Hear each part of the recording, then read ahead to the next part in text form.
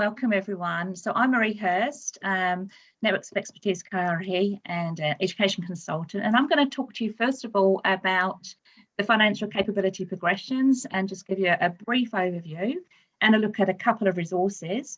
And then I'm going to hand over to Katie Barlow, who's going to tell us all about Banqer, which is very exciting. So I'll get started. A little warm up. If you don't know the Would You Rather site, it's one that I think is well worth a visit.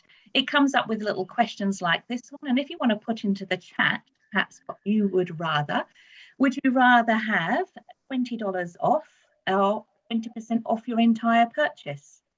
And then as you put your answers in, justify why you've chosen that particular option. So the questions that come up on Would You Rather, they have a whole range of things, but there are quite a lot of them that centre around money and about different values and so on. So it is quite a nice one if you're looking for those nice number sense starters for your warm-ups. So I can see, with some of those responses, I think it does kind of depend, doesn't it, on the value of what you're buying. And I think that cut-off point is after $100. Which is better? Is it the $20 off or the 20% off? All right, so just a nice little takeaway. Would you rather have a little look? Great for those financial money options, number sense gains. Okay. So our workshop goals, as I said, we're going to have a look at financial capability progressions, know where to find teaching resources, and then Kate is going to talk about integrating Banqer. Now, this session we are primarily looking at actually years 1 to 8. Obviously, financial capability and Banqer can be used all the way up, and in fact, probably more so important at the other levels. But it does have a place in our primary levels too. Now, when we think about money, of course, we can use money as a context for number when we're working with our students. We can look at place value knowledge through making amounts and using coins and notes. We can look at ordering prices, and rounding prices to the nearest 10 or 100. It gives them practice to read large numbers, because when we want them to read large numbers, where do we find them? House prices are a great opportunity to read large numbers. And of course, then we can use money as a context for problem solving and applying number strategies. Things like calculating totals, calculating change, comparing prices. What's the difference? How much more? How much less? Identifying the best value. Like those bulk buys and the price per kilogram.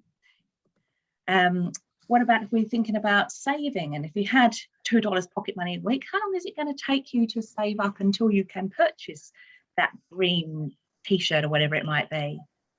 We can look through that proportional lens, looking at discounts with half price sales, 1/3 off, calculating interest, adding GST, and currency conversion. So there's a lot of opportunities to integrate number when we're looking through the context of money.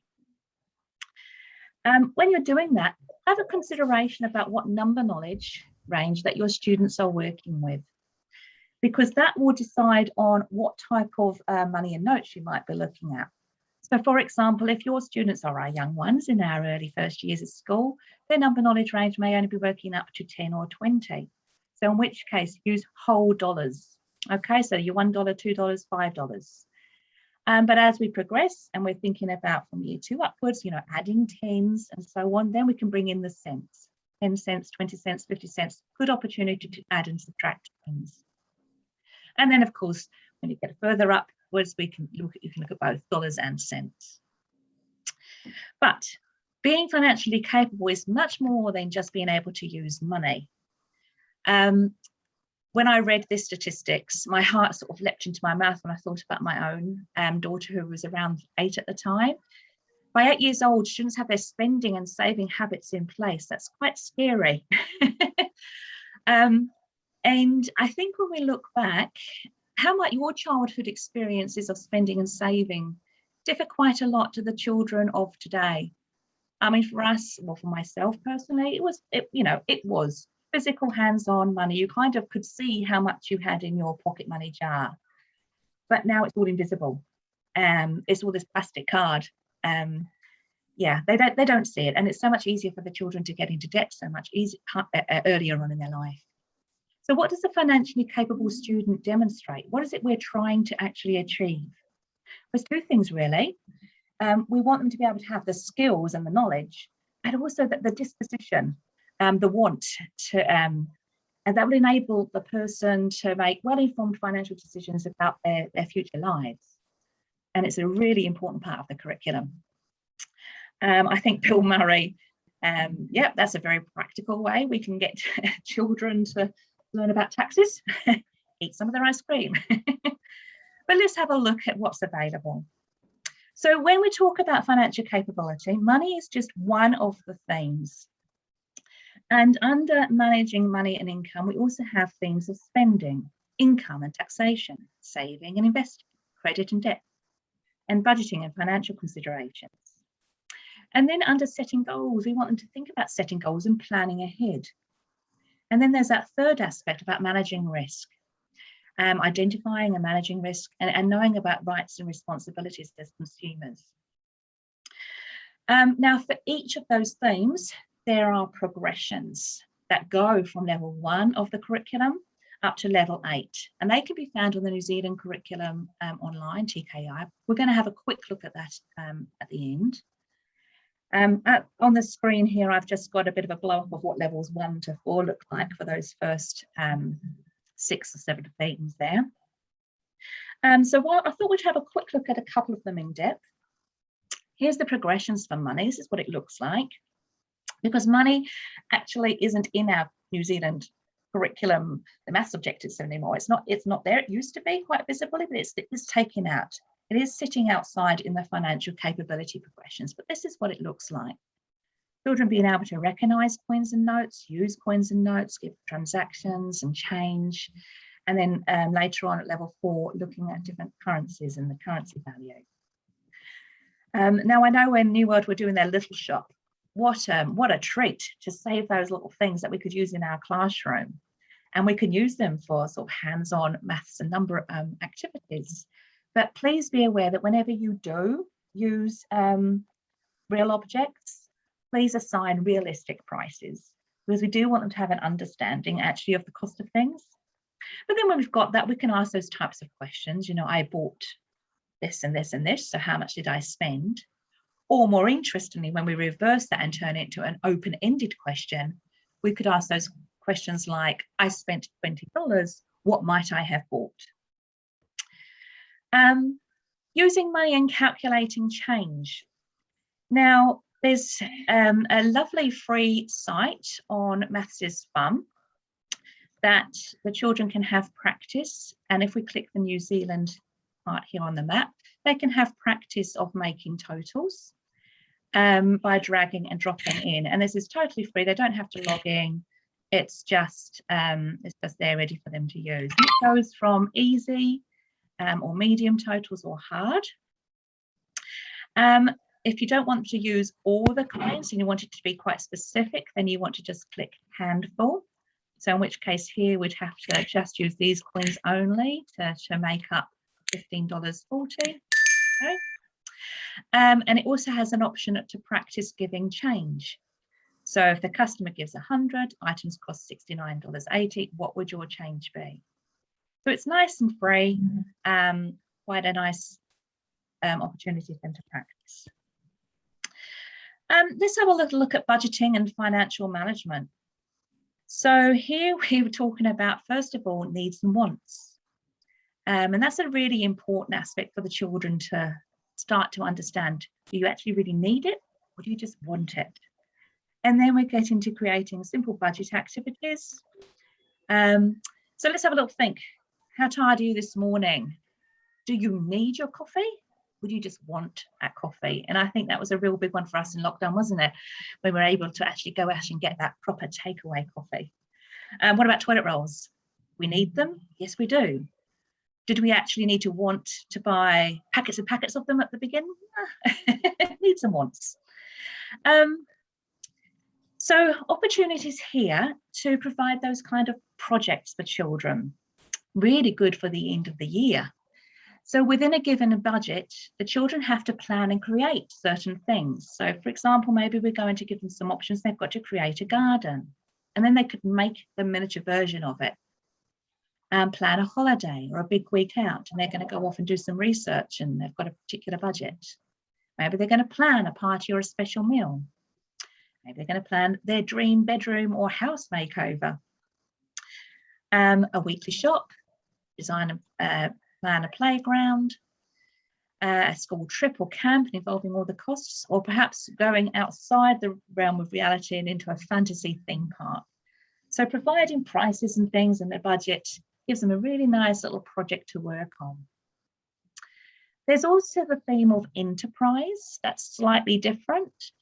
This is obviously when students organise an event or make and sell a product to raise money for a purpose.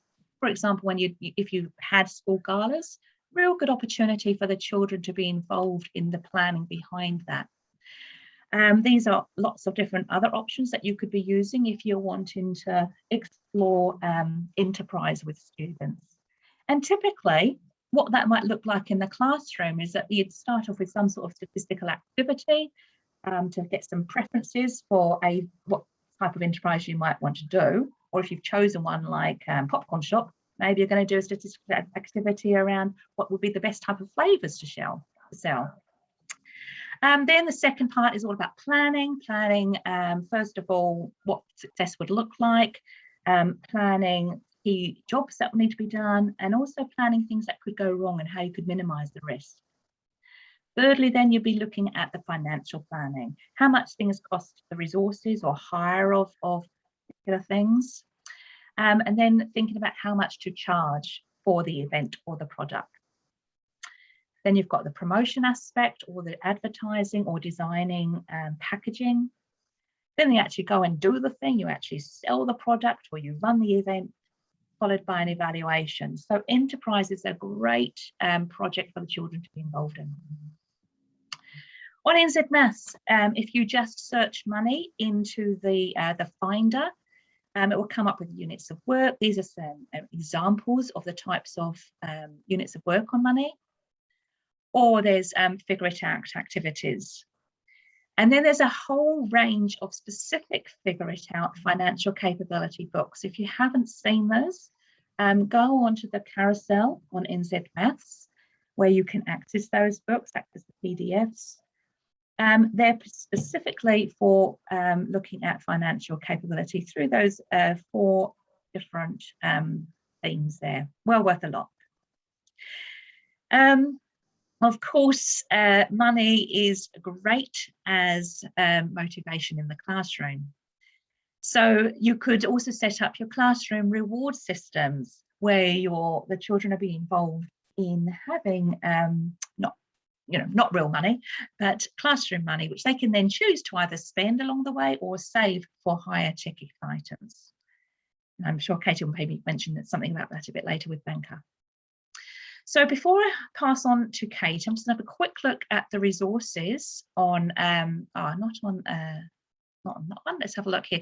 The resources on TKI, here we go. So this is where you can find the actual progressions yourself. You can click on this tab here, where you can either download them as one chart or you can look at them by level. We've got some really nice little teaching tips and ideas if we click this tab here. I'm just wondering how quick the website's going. There we are. Yeah.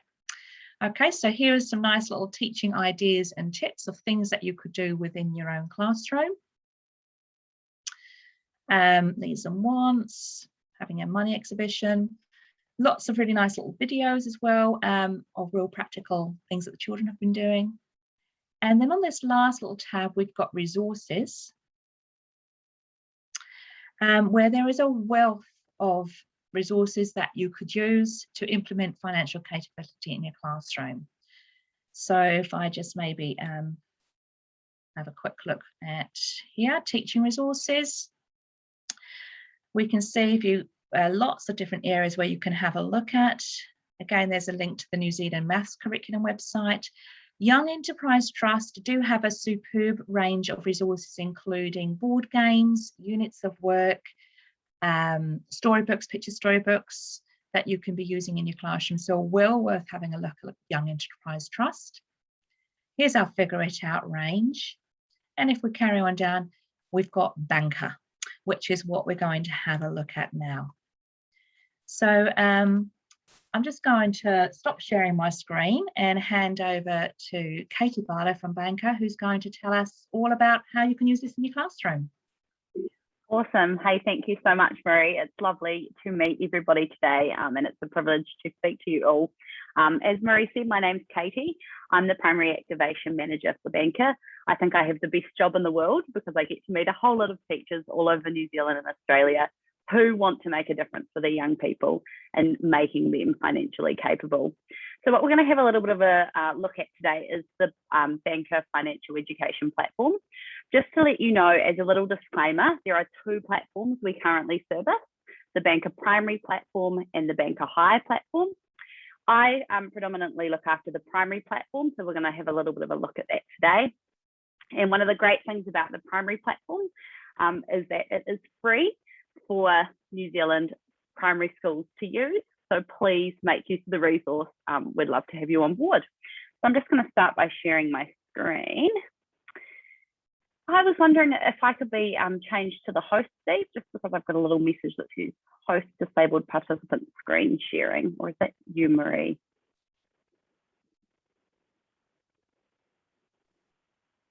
How do I do that? Anne, do you know how to do that? Oh, it seems to have popped up now. Perfect. Thank you. Awesome.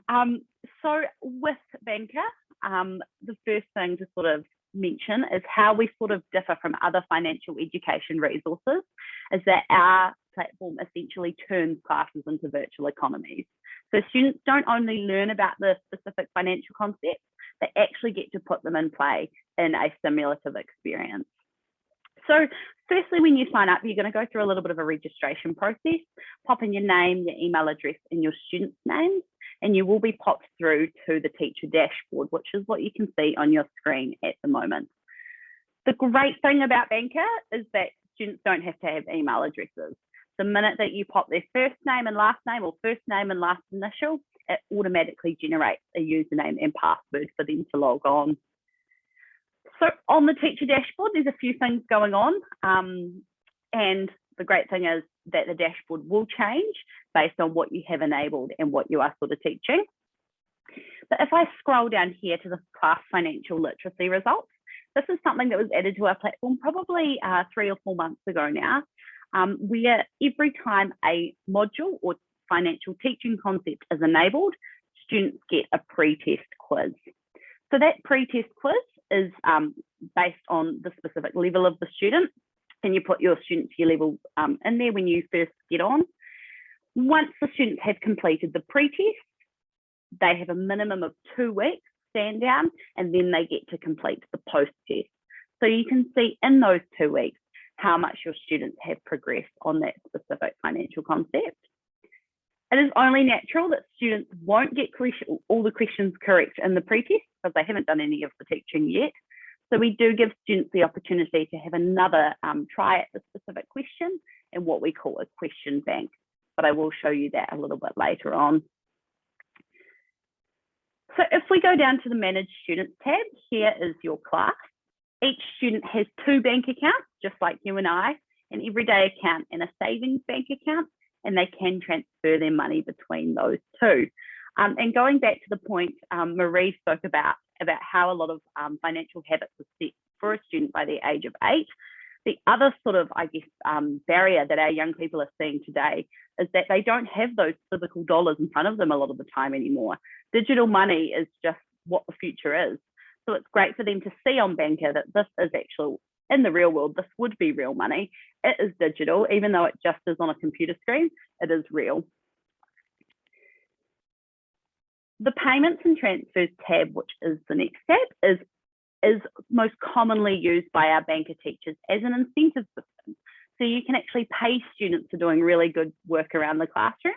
And it is that little bit of motivator to get them to complete work really fast or have amazing behaviour. So you can decide whether to do a one-off payment or an automatic payment. The most common, I would say, in this section is the one-off payment. Select the student that you would like to pay, whether it be all or just one. You can also make groups as well. So if you have maths groups, spelling groups, or whatever, you can reward them in those too. I've set up a little table group, but we'll just do one student for now. Pop in a reference note, pop in the amount that you would like to pay them, and then click Make Payment to selected account. And those Banqer dollars will automatically go through to the student immediately. The premise of the platform is that you as the teacher do have infinite Banqer dollars. I wish that was replicated in real life, but nonetheless, and you can do what you like with those Banqer dollars. In the payments and transfers section, you also have the ability to debit students. The parent and caregiver updates. This is again a reasonably new thing to our platform, where students can receive correspondence on how their child is going in the Banqer platform.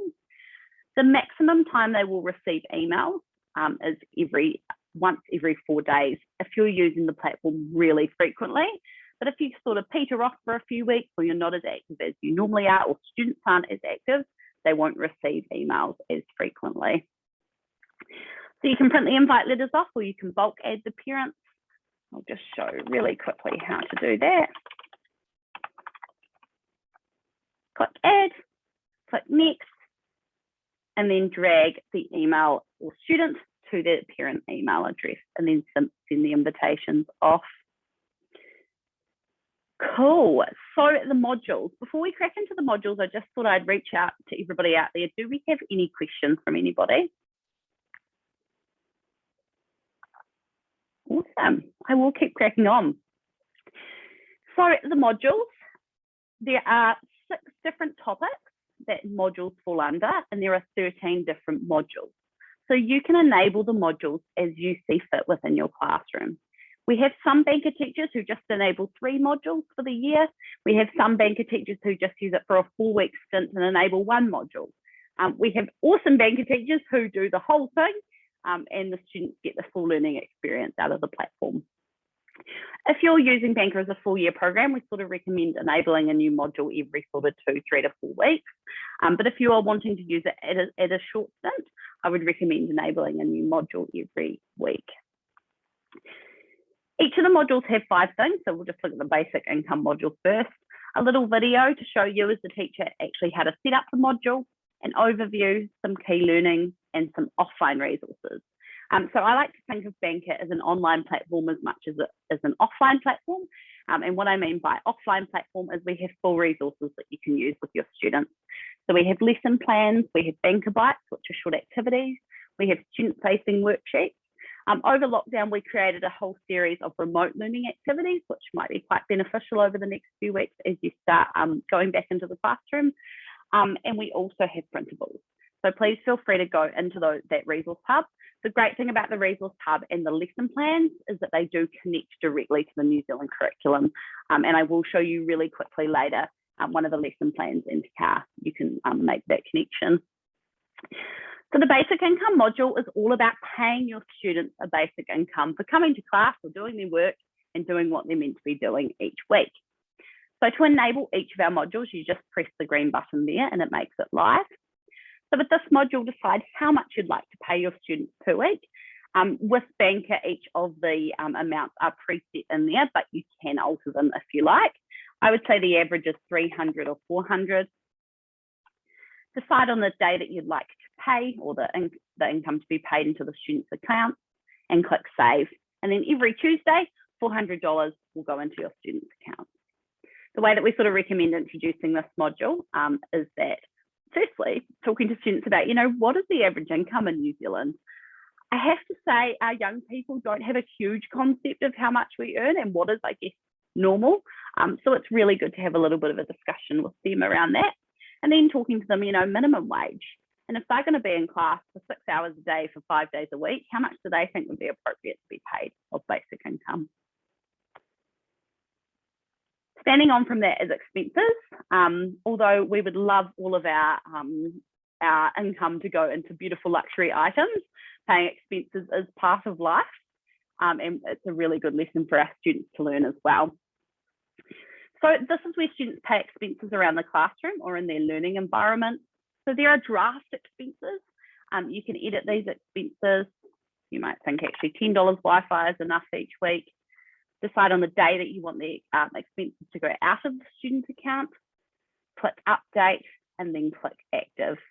So the minute that you've activated those expenses, they will pop up on the student dashboard. And once they've popped up on that student dashboard, students have 7 days to set them up. If they don't set them up within those 7 days, unfortunately, the platform will set it up for them to show them, you know, expenses are part of life and we do have to pay them. So far, you've got the money going in, the money going out, and adding another layer on top of that is the careers and employment module. So this is, in essence, turning your class into a career market. So students can apply for jobs, and much like expenses, there are preset jobs. You can edit these jobs, decide on the day that you want the money to go into the student account, update, and then click active. A lot of you will already have class jobs going on within your learning environment anyway, so this just consolidates that little bit more. Really briefly, the process that students go through to actually apply for a job. Firstly, once you set the module to active, students apply for students create a CV, I should say, and within that CV, they pop their personal statement, their skills, and they choose a referee, which is another student from the platform. Once they've done that, they get popped through to the careers market, they apply for the jobs that they want to, and then you as the teacher actually accept those jobs. You might want to put a limit around how many jobs you want the students to apply for, or you might decide, actually, I want them to apply for all, so I have the availability to choose the student that I want to do for the specific job. You also have the option to terminate contracts as well. So if students aren't meeting expectations, you can have them, give them that formal warning and then terminate that contract to show them what happens in real life. I will give you a little disclaimer on this. You will only, if you have to, terminate one contract, because students really despise getting Banqer dollars taken off them. And so again, a really good learning curve. The banking topic, and we're not going to go through every module, but this specific section lends itself really well to maths concepts. And the first one that we're going to look at is interest on savings. I have to say this is probably the favourite module amongst our young people, and they really like that idea of learning about compounding interest, and it blows their mind that they can make money on their money. Even though our interest rates aren't the best for compounding interest at the moment, hopefully they will go up in that respect. So within this module, you decide on the interest rate that you want the students to get. I recommend sort of starting 10 and under, just because students do get paid their interest weekly, so the money grows quite quickly. Decide on the day that you want the interest to be paid.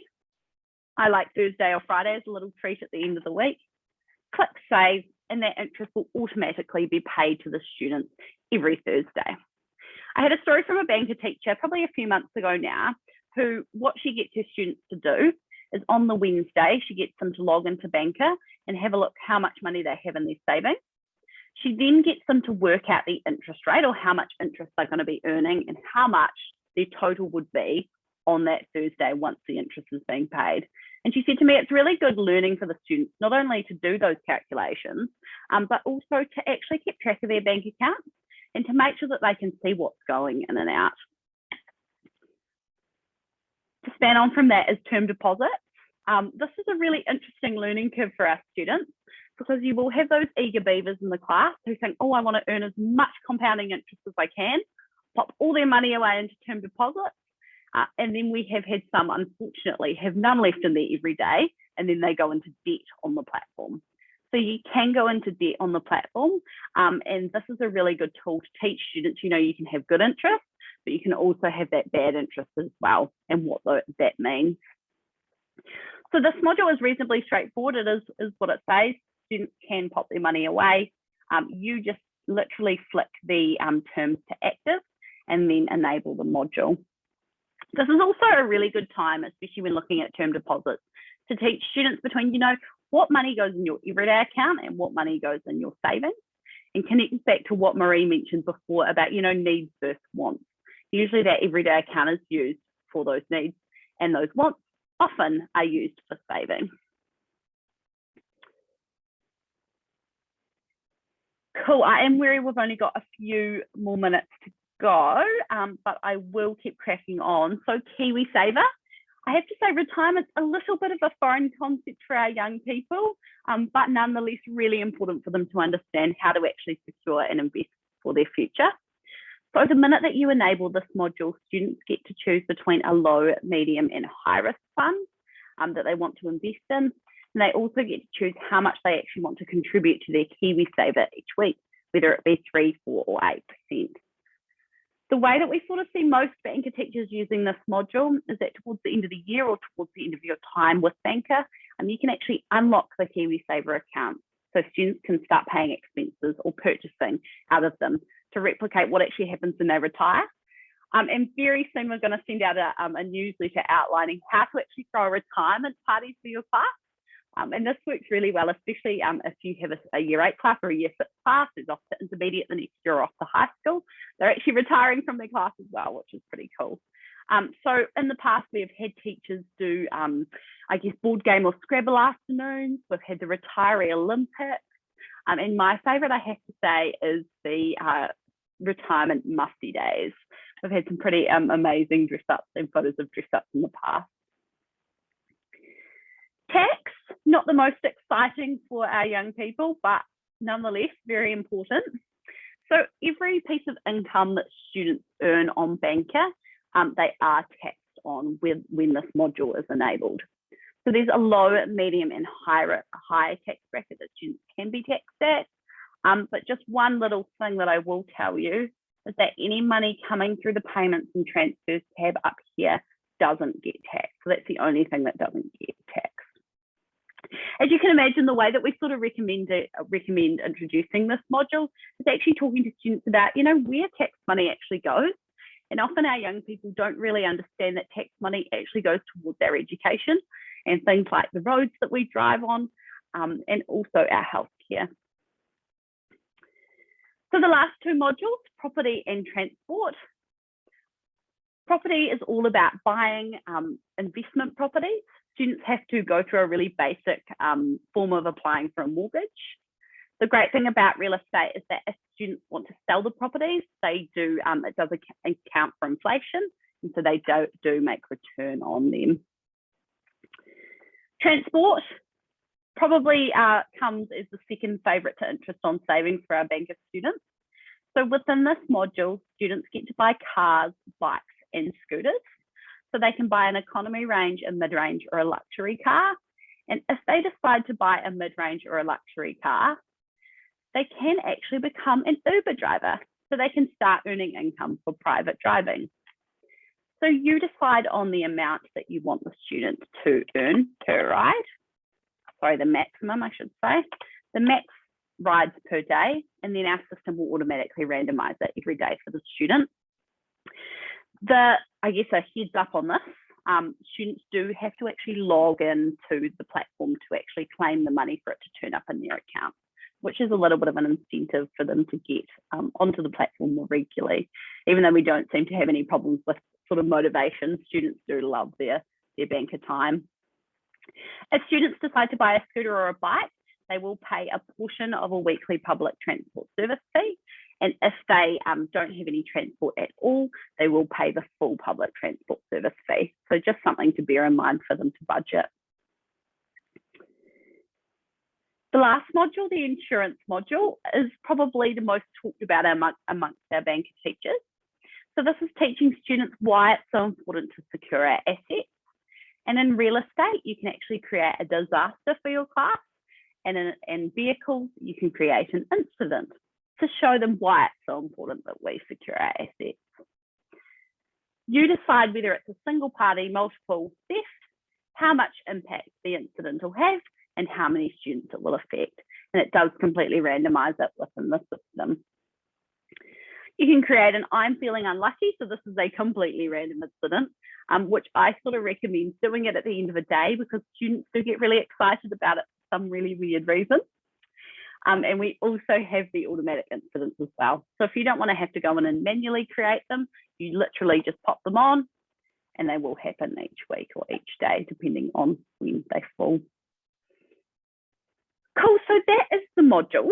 I'm just going to quickly show you a student dashboard and a little resource of ours. So if I go back to the Manage Students tab and pop into a student, click on a student's name, it brings up their profile. So from their profile, you can quick pay them. So instead of going through the payments and transfers tab, you can just click that. You can assign a student as a student banker. So instead of you having to go in and paying students banker dollars for really good behaviour or work throughout the day, you can assign a student banker. So this is a trustworthy student within your class who actually has access to the main bank account and will make transfers on your behalf. You can assign as many student bankers as you like. But also from here, you can sign in as a student. So this brings you through to the student dashboard. Really straightforward and very similar to the teacher dashboard. I have enabled a whole lot of modules at once, so it does look a little bit chaotic, but I promise you, if you enable those modules sort of week by week, they'll just have one or two notifications that pop up. If we scroll down here, these are those expenses that the student needs to set up, and also that question bank that I spoke about earlier. So with the question bank, students will be given questions based on what they got correct and what they got incorrect in their pre-test. The questions do fall differently for each student each day. So if you have one student who hasn't had a question for a day, but the other students had 4, don't worry, it does even out in the end. And one thing I should mention as well, students can earn banker dollars for those closed questions too. Cool. Perfect. So if you go up the top here to the Teacher Resource Hub and click Lesson Plans, this takes you through to the Hub. And how I sort of recommend introducing the modules. And one thing that we have created through lockdown is videos. So I'm sorry, I'm just skipping a little bit. So the minute that you enable the module, or just before you enable the module, you might want to actually show your students a little bit about what that module is going to be about.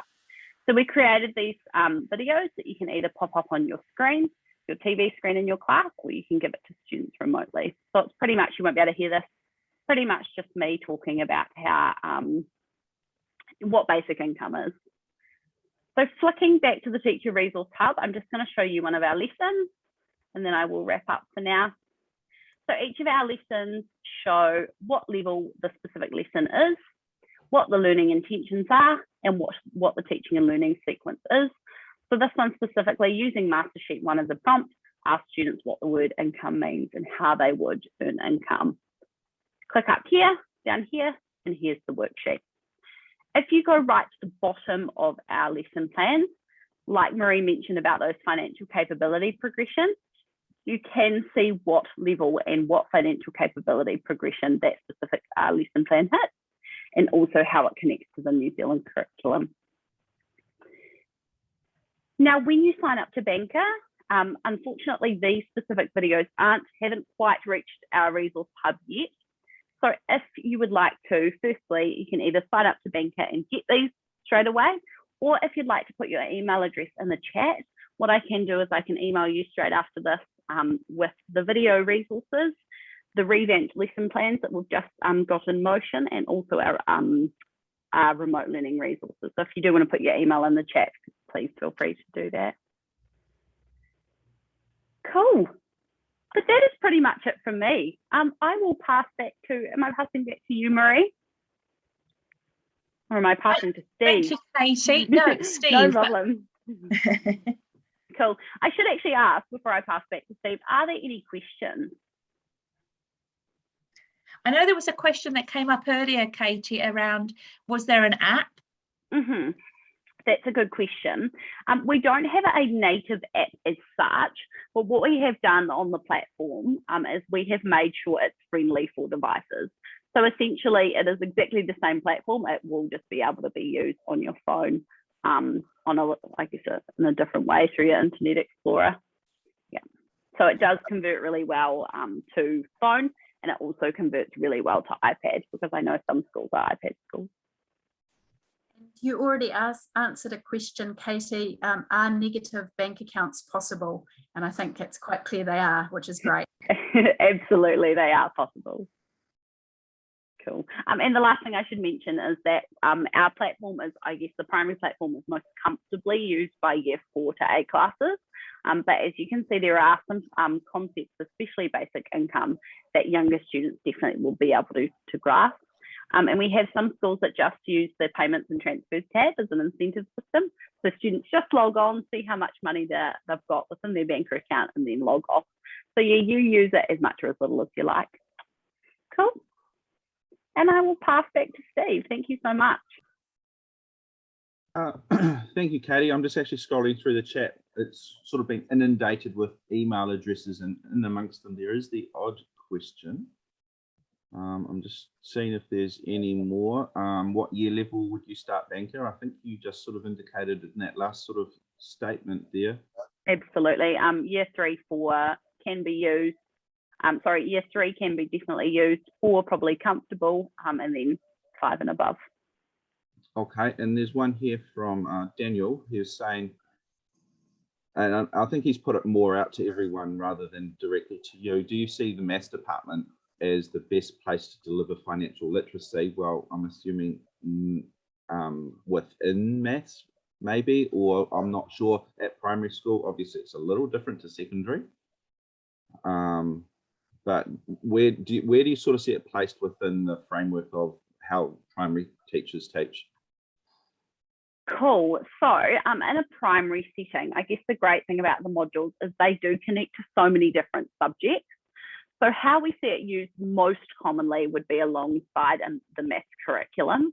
But if we're talking about actually using it physically in class, most of our Banqer teachers only dedicate sort of half an hour a week to Banqer.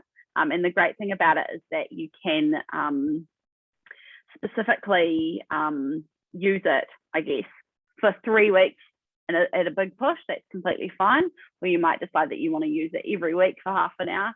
You just decide how you want to use it. Marie, do you have any comments to make on that as well? I just see it as not. I wouldn't like to say it's just siloed. I just think these are, financial capability is a great opportunity to integrate all things. So yeah, I think absolutely saying Katie is great. Dedicate time to it, and yes, it has maths links to it, but it's kind of a standalone thing as around. So whenever, yeah. I know there was another question. And I hope people do realise that because of it's championed by Kiwibank, it is free. You don't have to pay. That's right, isn't it, Katie? Absolutely. So this primary platform that you've seen today is absolutely free for you to use. You don't have to pay a cent. It's not sort of a 10-day trial and then you have to pay, nothing like that. You can use the platform in its entirety free. The high school platform is a paid platform. So yeah, you primary teachers out there, definitely please make the most of it. It is awesome. And on that, Katie, there was a question, a query about costings for secondary models.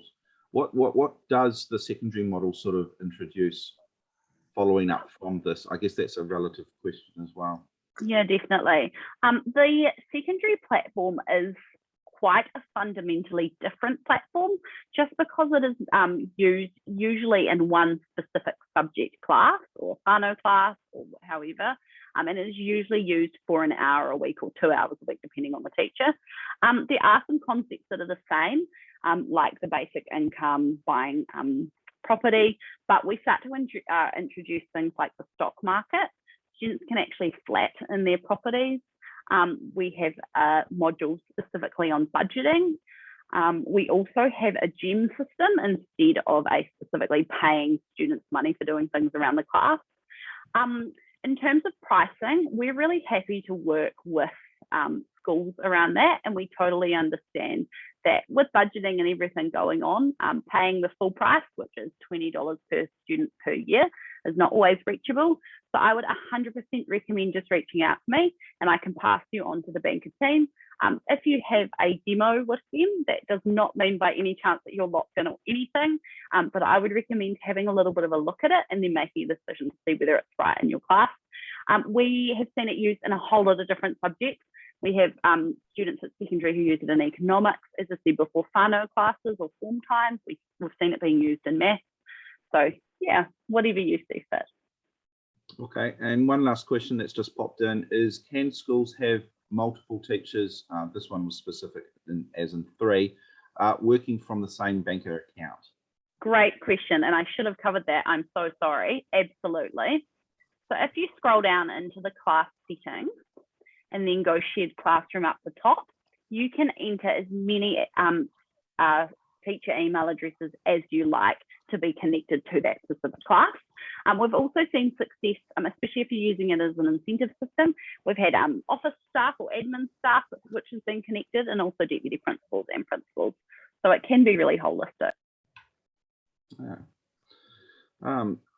Awesome. I wish there was something kind of even remotely similar from when I went to school. I guess a lot of us grew up old school, physical money. Yeah, it's so much more complicated now. So what I'm going to do, guys, unless there's some more questions, we'll sort of come to the end of the session.